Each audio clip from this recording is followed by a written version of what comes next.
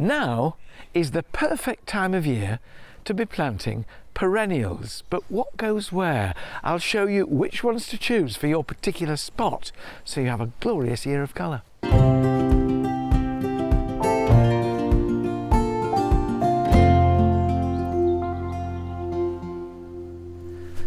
So how do you decide what to plant? Well, you pick things you like the look of, but you also check, because there's lots of information on labels, that they will like your soil and situation.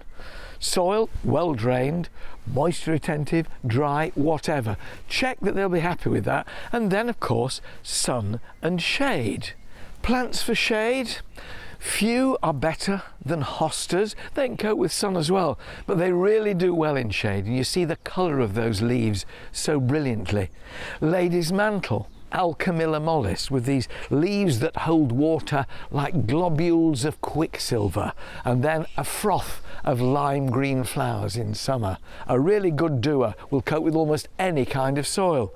This variegated Polemonium, Jacob's ladder, called because of the shape of the leaves. That will do too in dappled shade. The majority of plants though, herbaceous perennials, herbaceous meaning they die down to ground level come the winter, but in spring and summer they're glorious, and most of them love and are very happy in full sun.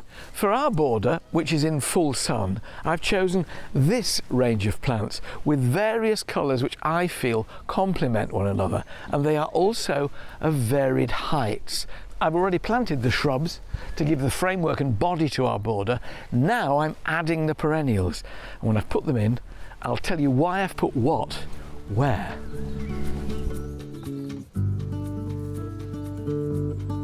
I really enjoy the placing out of the plants before I plant anything.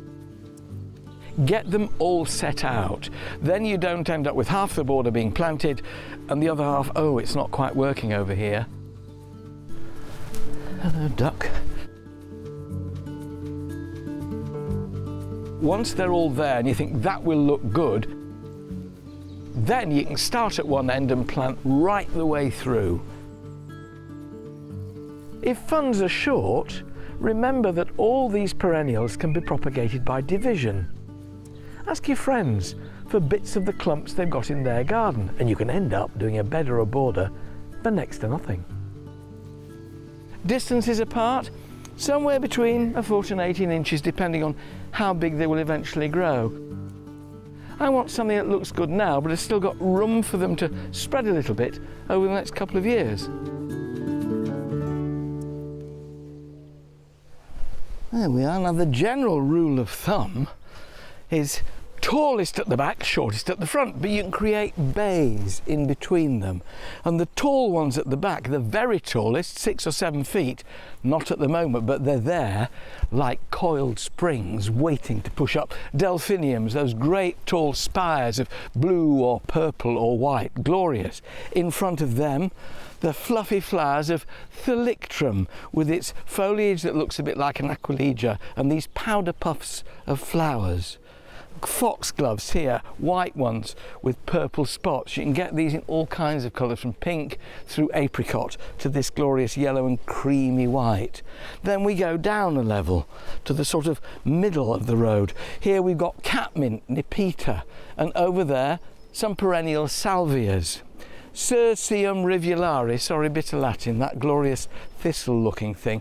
And they're sort of mid-height. And then at the front, I've gone down to a low rosemary, some little Achilleas, relative of the yarrow, and lovely, one of my favourites, which sort of splits the difference between the middle and the front, Geum, that glorious one called Mai Tai, with double flowers of a pale, dusky tangerine. I've used quite a lot of plants in this border because I love them, but I may have used 30 plants, but not in 30 different varieties. Try and have at least 3. It doesn't matter whether it's an odd number or an even number, your eye won't see that, but then you have greater impact from a little drift. So they're all in 3s or 4s or something like that, and that way you get much more cohesion in your border rather than this dotty effect. Colour schemes are very subjective. Plant what you like next to something you like the combination of. They can be strikingly contrasting, like the purple thalictrum and the bright yellow choisya sundance, or they can complement one another more, rather like the geum next door to the lavender there. Different colours, but somehow they work because they're all relatively pastel in their shades. And this is a cottage garden, so I've gone for a sort of cottage garden mix. They will thicken up, and over the next couple of years it'll be a solid mass of colour. By then the shrubs will have grown a bit, and you may have to dig up some of the perennials in either autumn or early spring, divide them and replant them, because the shrubs will be elbowing them out. That's gardening.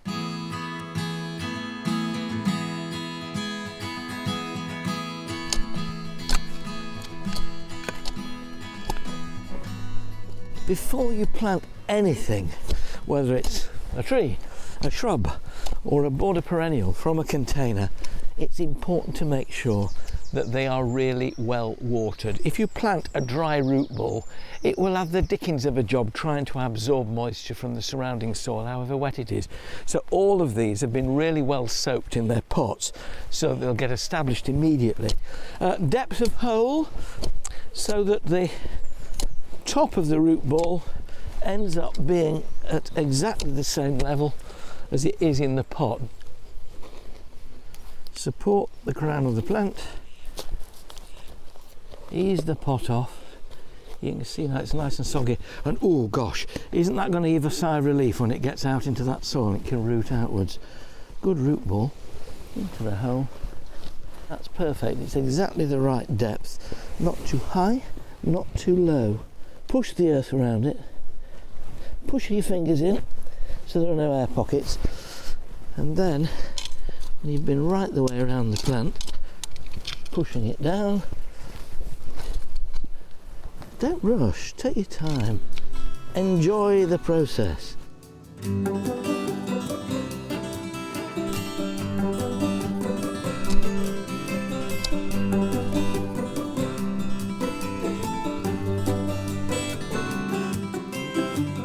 I like this bit because you've sort of worked your way forward, and I've got the rest of them in, and you can really get down up close and personal with your earth.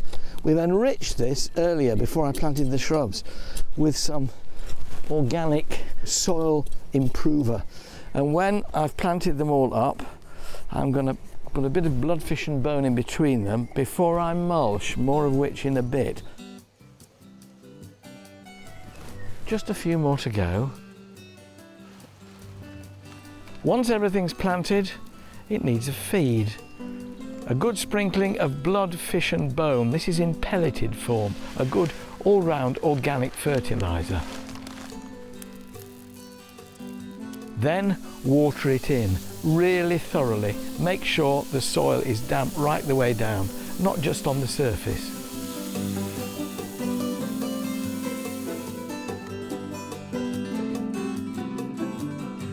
And the finishing touch, a really practical one. This is composted bark. You can use chipped bark if you want. This is slightly finer. It will rot down more quickly, but in the meantime, any kind of bark or surface mulch like this, about 1 inch to 1.5 inches thick, will seal in that moisture you've put there, give the fertilizer a chance to go into action, and make sure that these plants grow away rapidly. Even moisture is what plants need to grow. The rain will come down, wash through this mulch area here, and take the fertilizer with it. And in this kind of weather, with showers forecast, they should get away really well.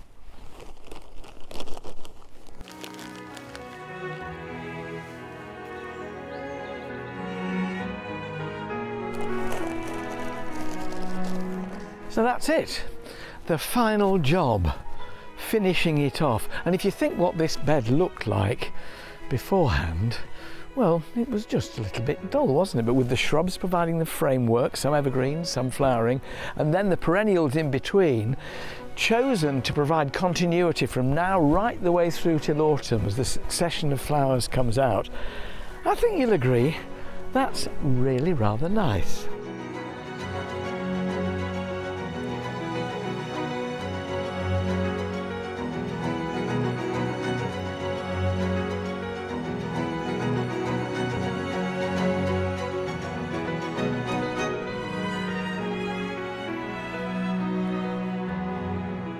Anybody can do this. If you just think it through, follow these basic steps, there you have a border that will really entertain you from spring until autumn.